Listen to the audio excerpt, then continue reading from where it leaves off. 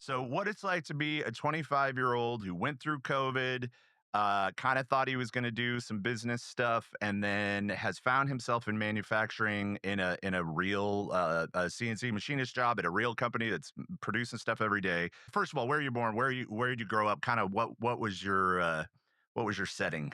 So I was born in Pottsville, Pennsylvania, home of Yingling, the oldest bear in America. That's why most people know it. I was actually moved out to Washington State a couple weeks after I was born. My mom was in the military. She was stationed at Fort Lewis. So for about the first 11, 12 years of my life, I grew up in Washington State, and that was a neat experience. And over time, my mom decided she wanted to come back to Pennsylvania to be with her family. So I think I was about 12 years old when I moved back to PA.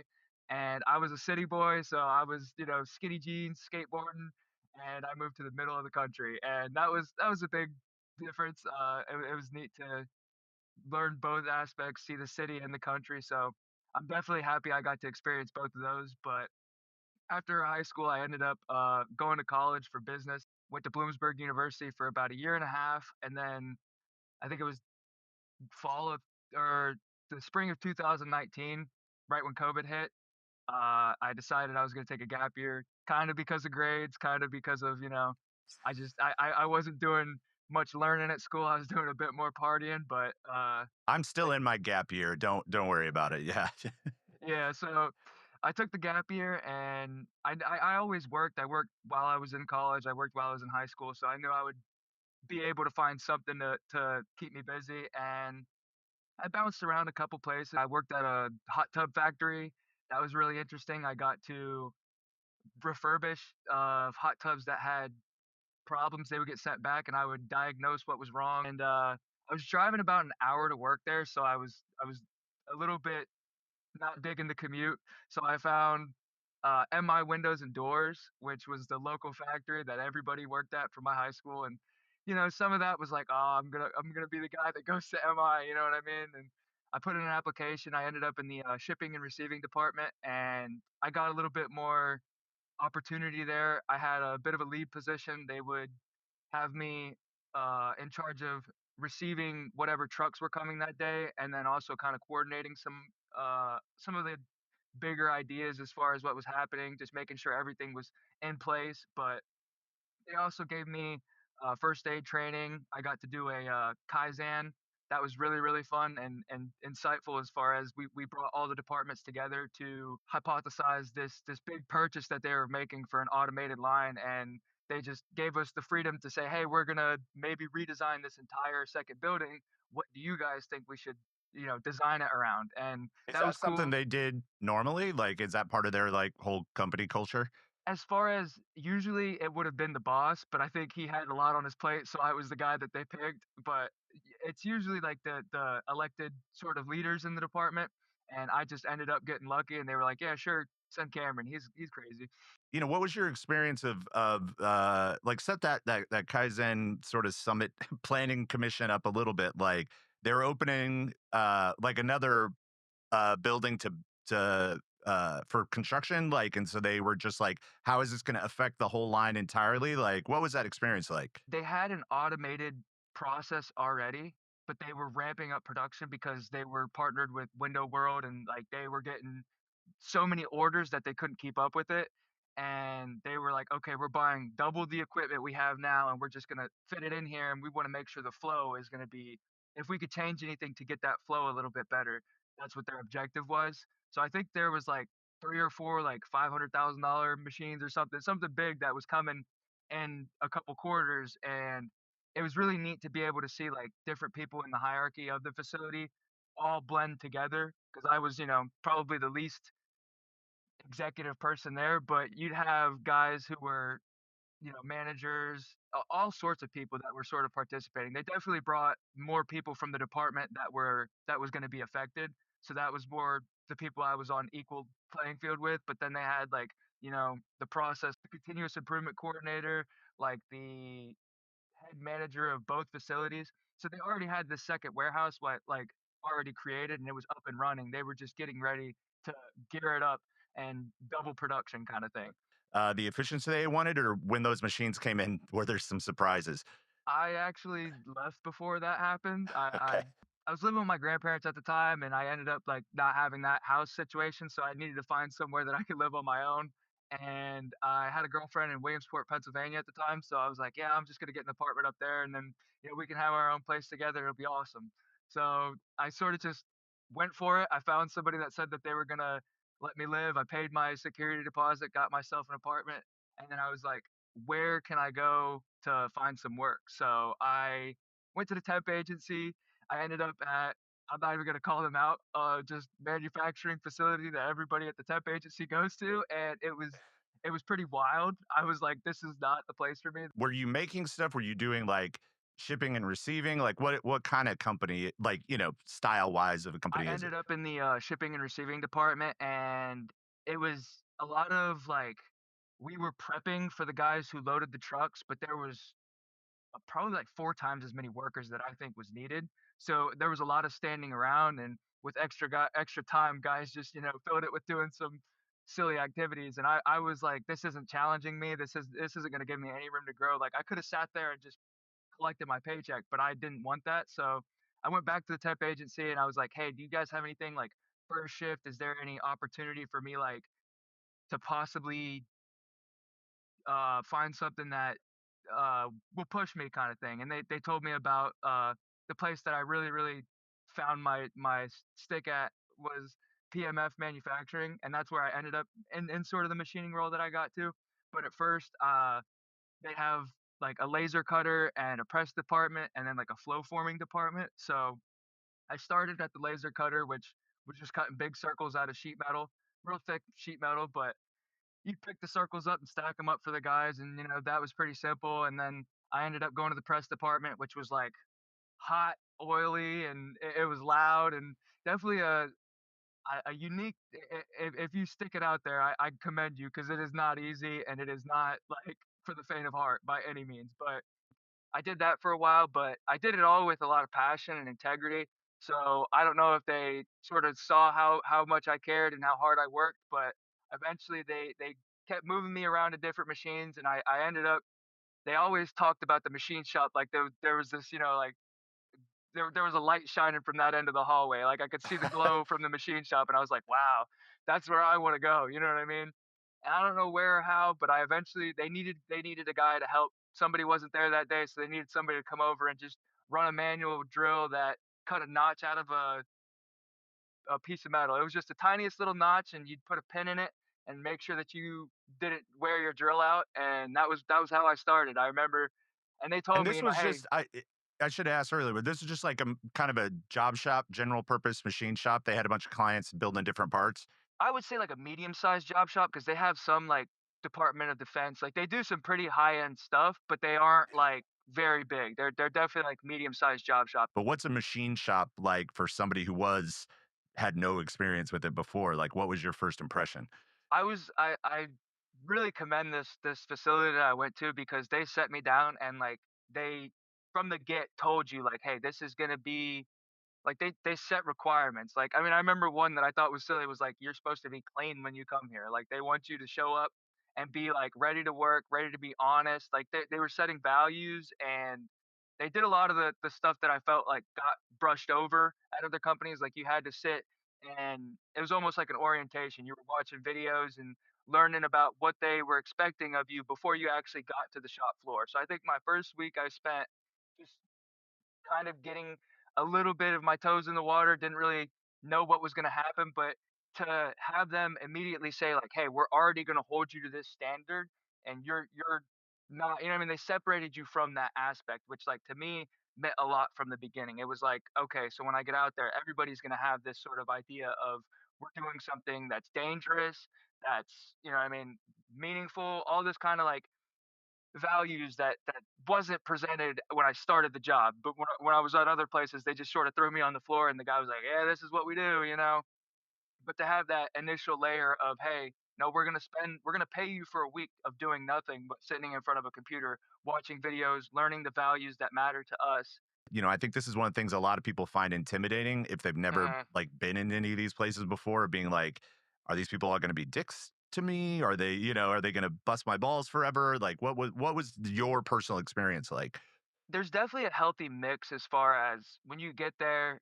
they see you and they almost want to see what the first 2 or 3 weeks is like. And that's like every department. The first one I started at the laser, and there was a really sweet lady there. So you can kind of gauge right away whether or not somebody has that like social butterfly in them. So, certain people you just hit it and it's like, okay, yeah, this guy's my buddy. We're cool. He's friendly. And then there's other guys who are there, they do their job, they collect the paycheck and they go home. You know what I mean? They're not there to have a conversation. They'll help you if you need it, but for the most part, they've been here for how long. They want to make sure that their day is as easy as possible, and any sort of problems that you can create definitely isn't going to be, fun for them. So you kind of have to gauge it yourself sort of thing. So I tried, my hardest seeing the glow from the machine shop to, do as good as I can, but also try to really, really work hard. Like I was sweating as much as possible. Like I was moving. I really wanted to show them like I cared and I was committed.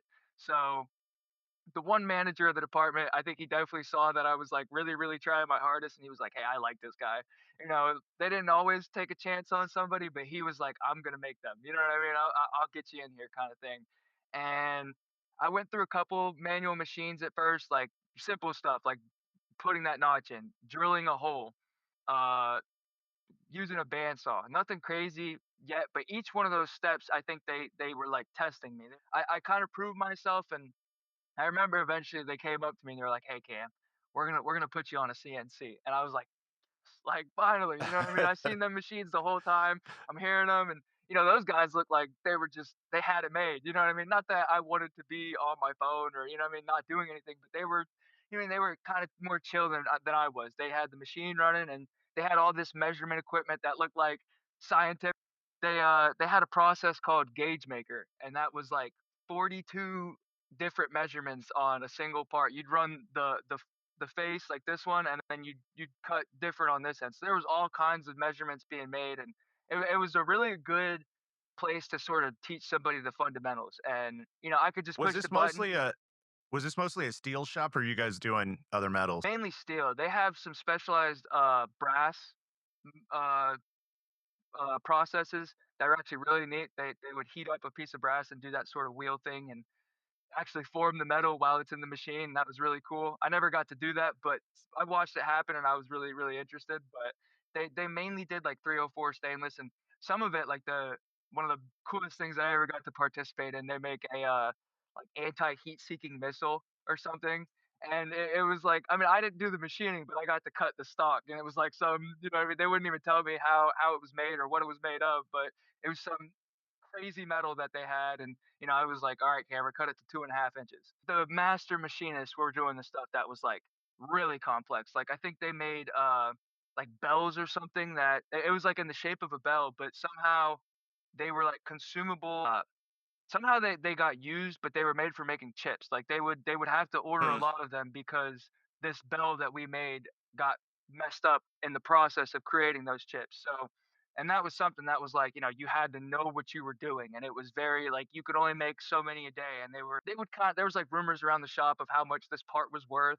You know what I mean? Oh, I'm Yeah. making the 10,000 part a day. This one of these cost $10,000. I'm like, You're coming wow. up from the floor. It's not like you had like a year or 2 of training of general purpose engineering and manufacturing knowledge. You're just kinda yeah, you don't know what you don't know. And that was like the big thing was usually you didn't end up in the machine shop unless you went to tech school or you had some background with the technical college that was in the area. They wanted experience. Like they very rarely, and that's why I sort of I was like, man, I want to have that. I'd love to get that opportunity, kind of thing. But we like opened the book up, and he taught me what concentricity meant, but then I also, I mean, I'm looking at the other pages of this book, and I don't know what half of that is. So I was like, man, I have some room to do. Like I don't need to just put this on bad man's shoulders. Like I should go home and do some of this learning myself. And I I I bugged the guys in the shop. I was like, hey, who has a textbook that I could borrow? But have you thought about going to school now that you have some experience? So, like, would that help you at all? I mean, it help you in knowledge, but would it help you career-wise? I've struggled with this where I've found personally I've gotten a lot of opportunity lately just because of my own hard like just the drive that I have. I've gotten myself to a certain place, but I definitely feel I really want to go back as far as I want to know book heavy stuff, the stuff that's not physical. Like I understand a lot of conceptual ideas and like some of the hands-on stuff, but when it comes to the formulas, especially like my math skills, sometimes I really feel not confident compared to some of the guys that I know. You know, they know trigonometry and all this, really complex math like the back of their hand. And for me, that's something I have to like sit down and really like take time with. So I definitely feel like there's room for me to grow there, but I wouldn't say that it's going to give me like a huge career. So I'm still kind of I was accepted into the college nearby, but I haven't actually committed because I'm looking at other job opportunities, and I've been doing extracurricular stuff at home. I'm a high school dropout, and I was sharp and I was a good reader, so I knew a lot of things. But when I got into my career, uh, it was several years in, maybe a little older than you are now, where I started go. It was some similar things where I'm like, for me, it was always philosophy. Uh, Something that had no. I mean, it kind of applied when I was a journalist, but it's like something I didn't have any practical need to know. And it's the kind of thing where people be like, "Why do you go to a 4 year college to learn this shit? It's not ever useful." But then I hit a point in my life where I started realizing, like, people would refer to things, or like philosophers, or like a famous book of modern philosophy or something. I'd be like, I don't know what that is. Like, I have no clue. And so that is the advantage of like a broader education, even if it's within like a trade school or whatever. There's a bunch of theoretical stuff and like just basic scientific principles that I'm sure would be useful to you now. But then the flip side is, like, you don't know until you go through those programs where uh, those holes are, and can you educate yourself quickly enough. Like, how long were you there? Like, where did you kind of end up on that? I actually it moved very fast. Like I only was there a year. It felt like a lot longer, but I actually was only there a year. And with my extracurricular studies, and I eventually got that textbook, and I really hammered that home, kind of trying to learn all those concepts that I could. There was a machine shop or aerospace facility, I guess is a better word for it. Aerospace manufacturer, Lycoming Engines, which is where I work now. And there was this stereotype that everybody that started at PMF, they left because Lycoming pays so much more money. And I knew like, it wasn't just a decision of money. I ended up at that gauge maker, like, that was what I was doing for 8 hours every day, like, it was they called it pigeonholed, so I kinda got pigeonholed at that machine, and they kinda communicated that. That wasn't something that they didn't tell me. They were like, "Hey, you're getting this opportunity, but we're expecting you to be this guy, and you're gonna go to this 2nd shift," which was something I wasn't exactly happy about. I wanted that 1st shift job, so there were a few things where I was like, I really appreciate them. Like I give them so much thanks, and like I can't thank them enough as far as they gave me the opportunity that I have. But Were they pissed though? Were they pissed? Did they feel like? Because I'll tell you this: I guarantee you, they knew you were going to leave at some point. But I don't know uh, if they were like, was a year too not long enough? Like, and it's on them ultimately, right? That's owning a shop, that's having employees. But I'm just uh, curious, what was the vibe when you were like, I got a better opportunity, I got to keep moving. it was really interesting. So the guy who like initially took me under his wing, and like I was on 2nd shift, so I had two like supervisors that I can like Matt and Dave, like, I mean, if they hear this, I'm so thankful they both took me under their wing, gave me all the answers. I could ask them any question, and they would sit with me for 10 minutes and really hammer a idea home. Jerry, he was the main boss. I think he was just like over it. Like he had so much history with this town, and both of those shops. He's seen this happen so many times. He was just like, "Yep."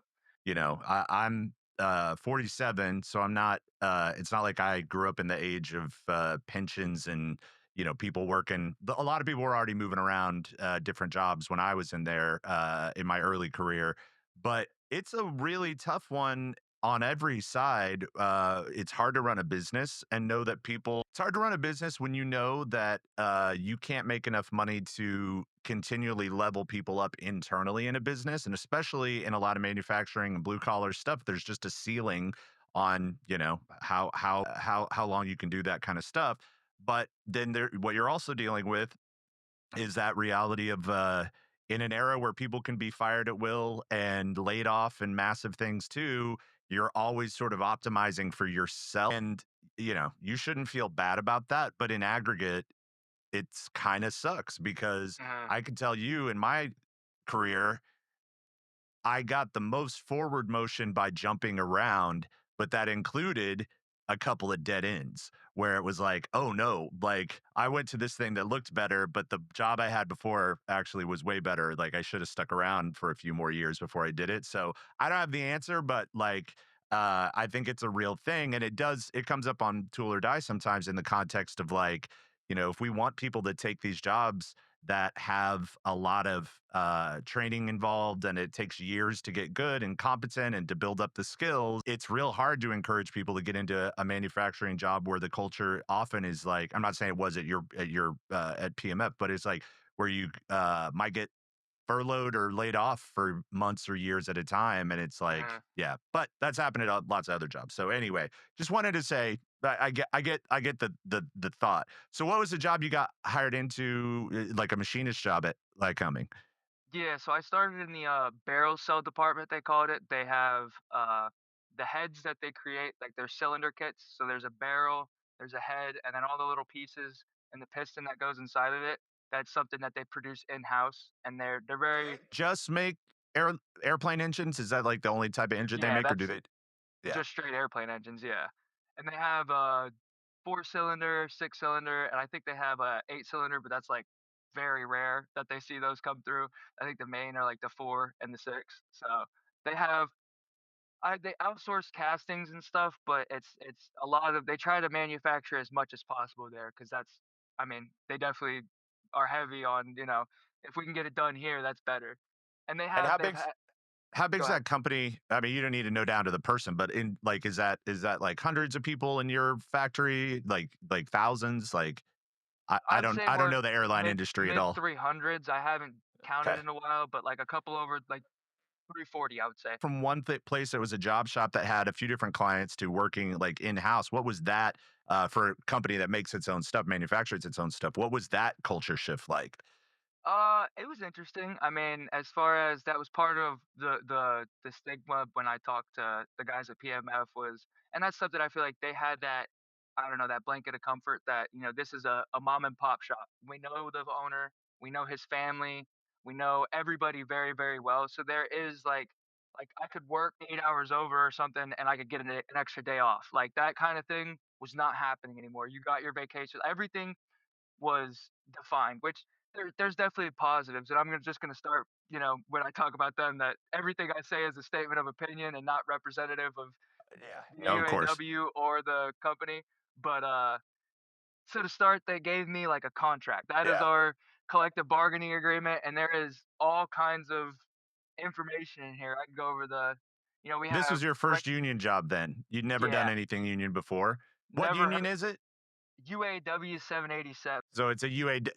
I didn't know they like. United Oh, Aerospace Workers. Yeah.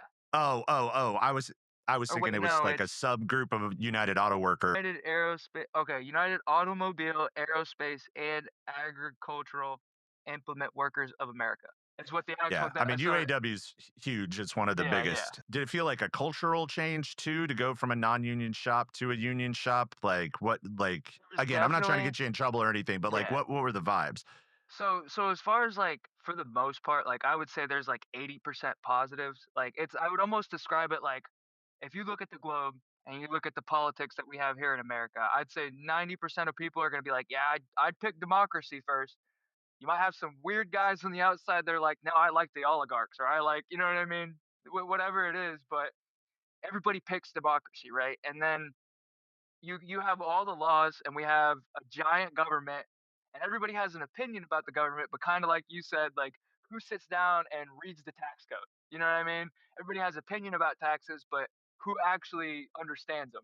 You know what I mean? So I feel like a lot of it is people have an understanding, but it's not like a complete understanding. There's guys who've been there 20 years who really get it and they understand it deeper than you. But I could come in with 1 year and think, hey, I have an opinion about this, but I don't understand how it was created, why it was created, and the problems that might exist if it doesn't, what I mean, if it wasn't there.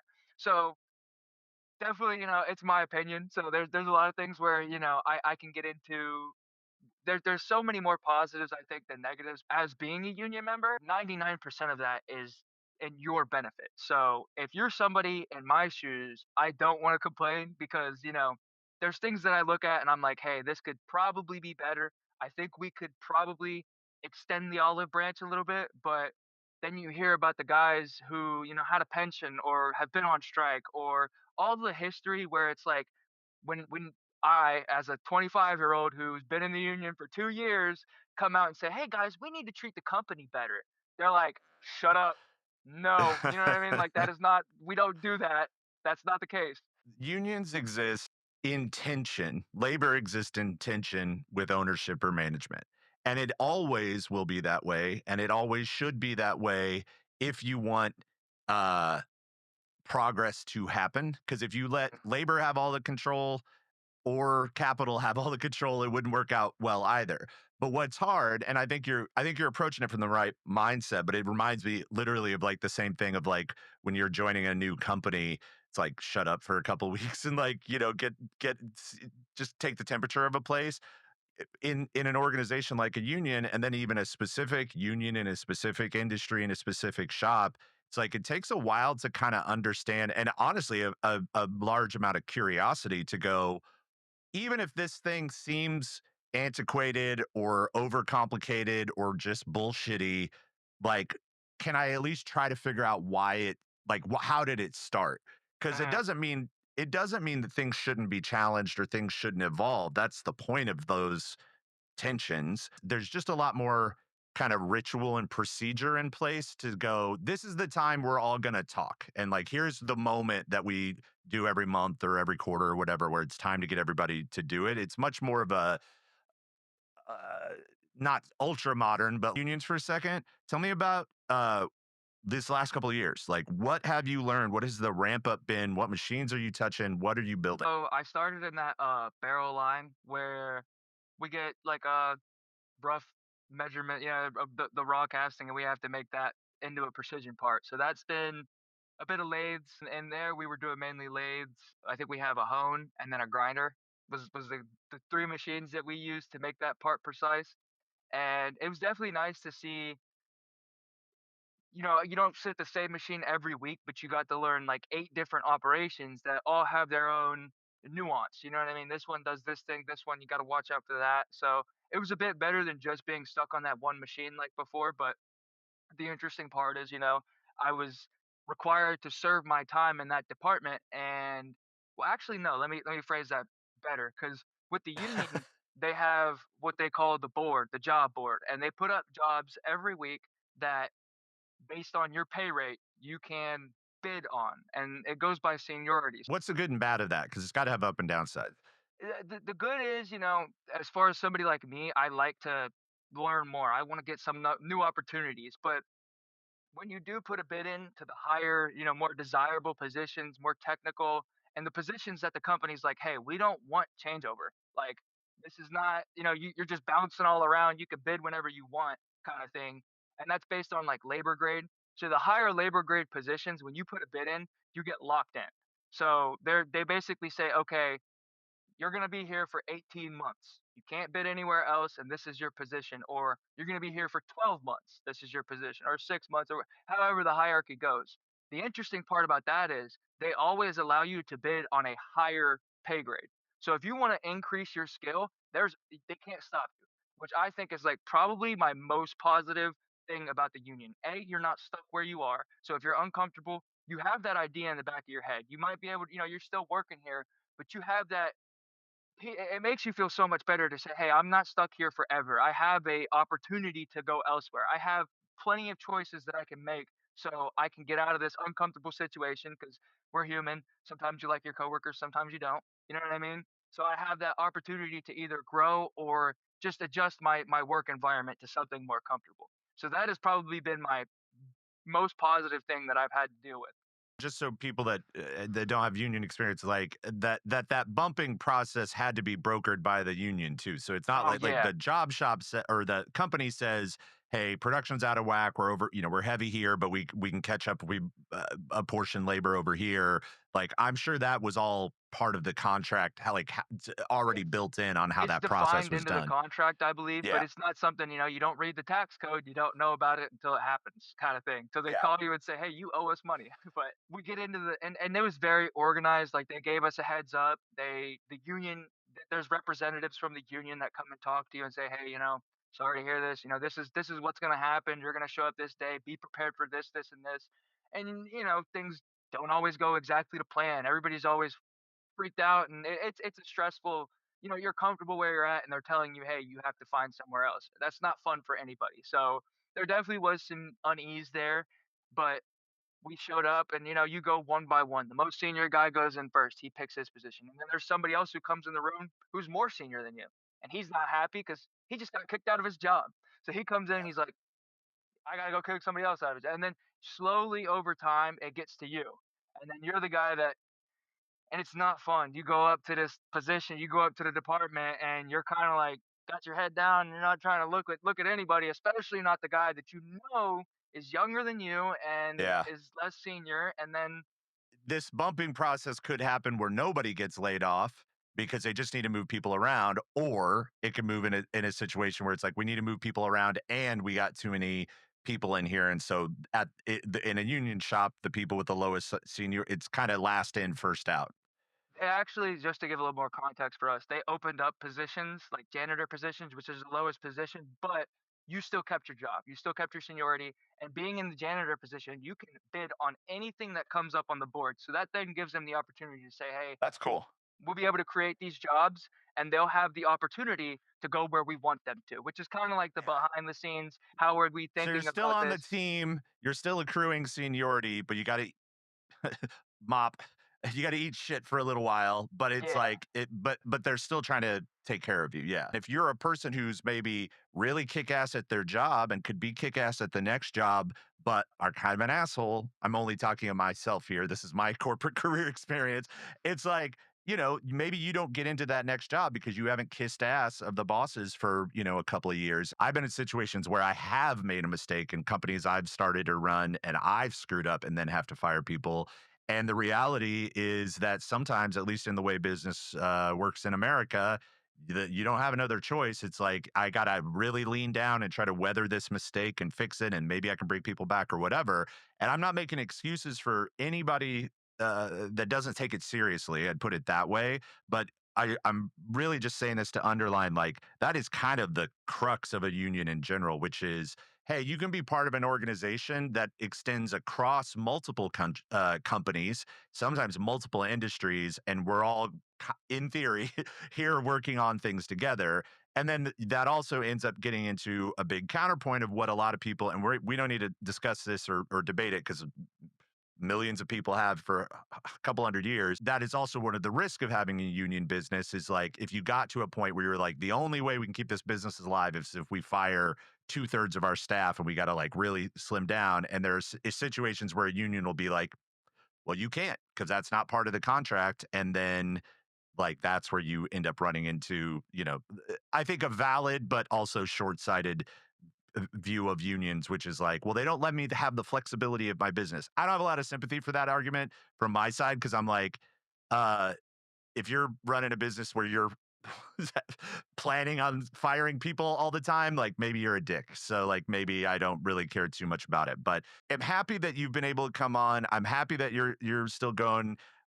I want to know more about what you're actually working on at Like Coming, but because we're almost out of time, I actually want to go back, which is what in the world is being a hot tub repairman like day to day? Is it a lot of fiberglass or is it a lot of electronics? Like I'm surprised that people like do the tubs get broken? I would think if you broke a tub, you would just get a new one, but I guess they're expensive. So there's definitely like fiberglass repair if the tub breaks kind of thing. You have like a sheet. We didn't do that all too much. A lot of it was like plumbing. You'd have to find where the pipe went wrong, and then you got to reinstall a new pipe. And it is not fun as far as there isn't much room to find that. And sometimes they wanted to tuck it into this corner of their house, and that back corner is where the pipe's broken. You got to find a way to get to that back corner and pull that pipe out, fix it, seal it, whatever it is. A lot of it was like a multimeter testing the electronic box. You know, hey, my jets aren't working. What happened? Maybe the jet itself was broken. They had a special tool that I could reach in, pull it out from the front, pull it out from the back, just pop a new one in. That was easy. But there were a couple definitely ups and downs. I think from my perspective, the coolest part of that was just the entire knowledge and then having, like, engineers, like, right there if you needed help, like, "Hey, how do I understand this panel box?" Now, was this a generic, like, was this one company's repair depot, or were they like, they just are a repair shop and they just go out like They're a an plumber? actual manufacturer. They make Got it. On the East Coast, I'm basically like everybody with a hot tub is a pervert, which is not a fair opinion.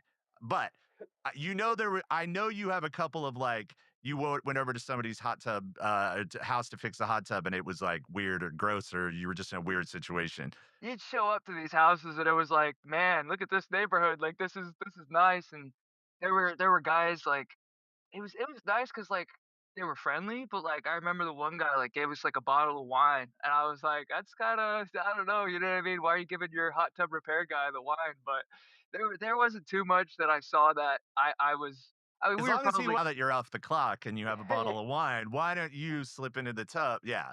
I It could be actually a bottle of wine's a nice tip. I think I that's did a bit of perfectly fine. landscaping, and I had my cousins were there with me, and there was one lady that we used to go cut her grass, and I don't know if she had a crush on my cousins or what, but she wouldn't let us get much mowing done. She was like, "Come back here, have some of this, take a shot." I'm like, "Guys, we're supposed to be working," and he's like there, managing the customer kind of thing. But it was a good time. You're probably in a better place, but yeah, that's just a bored housewife thing. I live in the county north of New York City. I live in Westchester, and I actually love it. And there's a lot of we live on the riverside, so there's like a lot more. I don't know, it's more normal. And but yeah, I'm always like I've got a friend. Actually, the richest guy in my neighborhood is a plumber, so I like talk to him or plumber, but mostly does HVAC stuff too. And yeah, I love those kind of stories of just like it's like just what weird stuff when you get invited into somebody's house. Like, what do you expect to see? But anyway, I'll ask you that off the podcast where you can give me the real dirt. But I've really enjoyed having you on. I think your attitude is the right one, man. Like, even just reaching out to us and just being like, hey, I'm enthusiastic about it. I'm learning. I'm feeling good. I love your story in part because it's like, uh, you just kind of, and I don't mean this as an insult or anything, but you kind of fell into it, and when you got the opportunity, you're like, whoa, I this is really intellectually challenging and fun and cool. And sometimes you got to spend a few years grinding through that stuff to get to another place. And sometimes, in all honesty, for some people, that's all that they'll ever do because that's all that where they're at. But that there is, if you've got a good attitude and you've got some curiosity, that like there's a lot of things to learn. It Mhm. doesn't just stop. I actually I just real quick, as far as, like, the analogy that I like to use whenever I think about, where this has taken me and how much it's given me, like, I felt like they say, you put a flea in a jar and you put the lid on it, he's never gonna jump higher than that jar. Well, if you're a machinist and they put the lid on your jar, there's a lot of room to jump. Like, there is so much higher that you can reach, and I don't know, I don't wanna speak too quickly, but I've been, quote, unquote, "developing an app in my free time," but I've also been connecting with other people in the atmosphere, and just being able to communicate effectively, manufacturing, and all of this has given me a lot of opportunity, so I don't know if I'm gonna be there for another 2 or 3 years. I'm kinda looking around for, whatever else I can grab. If you are doing something that a lot of people of your generation don't know about, just to be like, open and talk about it. Your generation is all just like talks a lot more and communicates a lot more, is a lot more open and chill about stuff. So you're doing it right. I'm not going to be mad at you if in 3 years you're like, I am now a tech titan that has a wonderful app business that's doing it. But if you keep the attitude of curiosity, I think like and keep your like positive attitude, I think you're going to be great. So, and yeah, and that's where I'm going to end it. But otherwise, Awesome. I'm just going to keep praising you. Thanks for Yeah, coming on. This has been I fun. really appreciate it. If anybody's interested in talking about manufacturing, I'm here. Yeah, Oh I'd yeah, love what's for your people to tell reach out. people your Twitter account or like how to get a hold of you. Cameron underscore shots. If you look up Cameron shots, you should find me. Schatz. Yeah, So awesome, man. I will talk to you soon. awesome. Thank you.